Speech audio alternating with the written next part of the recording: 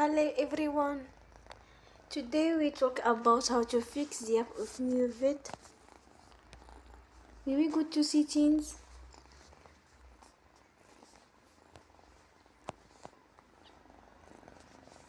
Then we click on apps. After that you will search the app Moovit and you will click. Then you will on force stop. After that you will go to storage. Then we click on clear cache. We will go to Play Store and they will update your app.